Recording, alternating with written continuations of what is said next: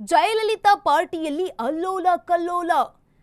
ADMK ಪಕ್ಷದಲ್ಲಿ ನಾಯಕತ್ವಕ್ಕಾಗಿ ಕಚ್ಚಾಟ ಶುರುವಾಗಿದೆ.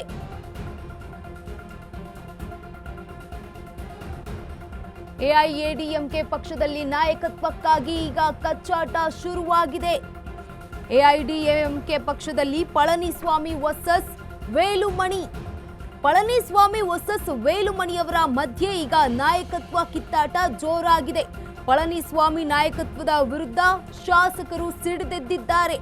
ವೇಲುಮಣಿಯನ್ನ ಶಾಸಕಾಂಗ ನಾಯಕನಾಗಿ ಆಯ್ಕೆ ಮಾಡಲು ಪಟ್ಟು ಹಿಡಿದಿದ್ರು. ಮಾಜಿ ಸಿಎಂ ಈ ಪಳನಿಸ್ವಾಮಿ ರಾಜೀನಾಮೆಗೆ ಈಗ ಶಾಸಕರು ಪಟ್ಟು ಹಿಡಿದಿದ್ದಾರೆ. ವೇಲುಮಣಿ ಆಯ್ಕೆಗೆ ಬರೋಬ್ಬರಿ 30 ಶಾಸಕರು ಒಲವನ್ನ ತೋರಿಸಿದ್ದಾರೆ. ಮಾಜಿ ಸಿಎಂ ಪಳನಿಸ್ವಾಮಿ ಆಯ್ಕೆಗೆ 17 ಶಾಸಕರು ಒಲವನ್ನ ತೋರಿಸಿದ್ದಾರೆ. ಜಯಲಲಿತಾ ಪಾರ್ಟಿಯಲ್ಲಿ ಇದೀಗ ಅಲ್ಲೋಲ ಕಲ್ಲೋಲ ಸೃಷ್ಟಿಯಾಗಿದೆ. ಎಐಎಡಿಎಂಕೆ ಪಕ್ಷದಲ್ಲಿ ನಾಯಕತ್ವಕ್ಕಾಗಿ ಕಚ್ಚಾಟ ಶುರುವಾಗ್ತಾ ಇದೆ.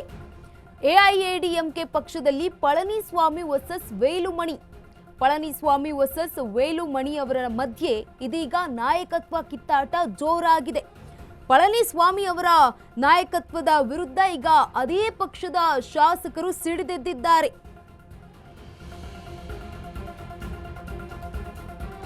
ಟಿವಿಕೆ ಜೊತೆ ವಿಲೀನವಾಗುತ್ತಾ ಎಐಎಡಿಎಂಕೆ ಪಕ್ಷ. ಸದ್ಯ 47 ಶಾಸಕರ ಬಲ ಹೊಂದಿರುವಂಥದ್ದು ಎಐಎಡಿಎಂಕೆ ಪಕ್ಷ. 32 ಶಾಸಕರು ಹೊರಬಂದ್ರೆ ಪಕ್ಷಾಂತರ ನಿಷೇಧ ಕಾಯ್ದೆಯೂ ಕೂಡ ಅನ್ವಯಿಸಲ್ಲ. ಭವಿಷ್ಯದಲ್ಲಿ ಎಐಎಡಿಎಂಕೆ ಚಿಹ್ನೆ ಕೇಳುವ ಸಾಧ್ಯತೆ ಇದೆ. ಮಹಾರಾಷ್ಟ್ರದಲ್ಲೂ ಕೂಡ ಏಕನಾಥ್ ಶಿಂದೆ ಅವರು ಇದನ್ನೇ ಮಾಡಿದ್ರು. ಮಹಾರಾಷ್ಟ್ರದಲ್ಲಿ ಅಜಿತ್ ಪವಾರ್ ಅವರು ಕೂಡ ಇದೇ ರೀತಿಯಾಗಿ ದಾರಿಯನ್ನ ಹಿಡಿದಿದ್ರು. ಥೇಟ್ ಅದೇ ಮಾದರಿಯಲ್ಲಿ ಹೋಳುತ್ತಾ ಎಐಎಡಿಎಂಕೆ ಪಕ್ಷ. ಟಿವಿಕೆ ಜೊತೆ ವಿಲೀನವಾಗುತ್ತಾ ಎಐಎಡಿಎಂಕೆ ಪಾರ್ಟಿ. ಸದ್ಯ 47 ಶಾಸಕರ ಬಲ ಹೊಂದಿರುವಂತದ್ದು.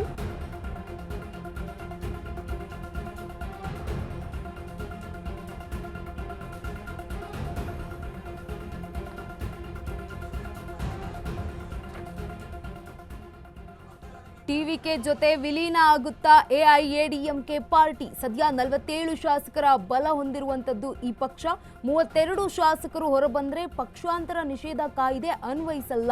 ಭವಿಷ್ಯದಲ್ಲಿ ಎಐಎಡಿಎಂಕೆ ಚಿಹ್ನೆ ಕೇಳುವ ಸಾಧ್ಯತೆ ಇದೆ ಈ ಶಾಸಕರು ಹೊರಗಡೆ ಬಂದ್ರೆ. ಮಹಾರಾಷ್ಟ್ರದಲ್ಲೂ ಕೂಡ ಇದೇ ರೀತಿ ಏಕನಾಥ್ ಶಿಂದೆ ಅವರು ಚಿಹ್ನೆಯನ್ನ ಕೇಳಿದ್ರು.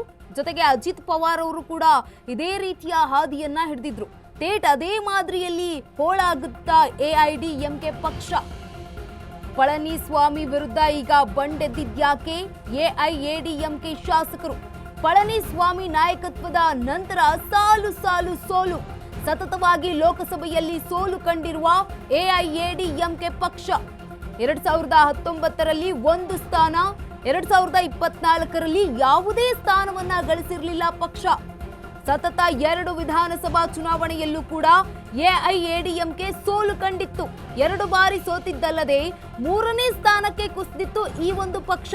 ಈ ಬಾರಿ ಚುನಾವಣೆಯಲ್ಲಿ 3ನೇ ಸ್ಥಾನದಲ್ಲಿರುವಂತದ್ದು ಎಐಎಡಿಎಂಕೆ ಪಕ್ಷ. ಪಳನಿಸ್ವಾಮಿ ಹಾಗೆ ಶಶಿಕಲಾರಿಂದ ಪಕ್ಷ ರಕ್ಷಣೆ ಮಾಡಲು ಪ್ಲಾನ್ ಮಾಡಿಕೊಂಡಿರುವಂತದ್ದು. ಉದಯನಿಧಿ ಸ್ಟಾಲಿನ್ ವಿರುದ್ಧ ಗಟ್ಟಿ ಹೋರಾಟ ಕೂಡ ಮಾಡಲಿಲ್ಲ. ಉದಯನಿಧಿ ಹಿಂದೂ ವಿರೋಧಿ ಹೇಳಿಕೆಯ ವಿರುದ್ಧ ಗಟ್ಟಿ ನಿಲುವು ತೆಗೆದುಕೊಳ್ಳಲಿಲ್ಲ. ಬಿಜೆಪಿಯಿಂದ ಅಣ್ಣಾಮಲೈ ಹೊರಹಾಕಲು ಕೂಡ ಪ್ರಯತ್ನವನ್ನ ಮಾಡಿದ್ರು. ಸತತವಾಗಿ ಪಳನಿಸ್ವಾಮಿ ವಿರುದ್ಧ ಬಂಡೆದ್ದಿದ್ಯಾಕೆ ಎಐಎಡಿಎಂಕೆ ಶಾಸಕರು? ಪಳನಿಸ್ವಾಮಿ ನಾಯಕತ್ವದ ನಂತರ ಸಾಲು ಸಾಲು ಸೋಲುಗಳು. ಸತತವಾಗಿ ಲೋಕಸಭೆಯಲ್ಲಿ ಸೋಲು ಕಂಡಿರುವಂತದ್ದು ಎಐಎಡಿಎಂಕೆ ಪಕ್ಷ.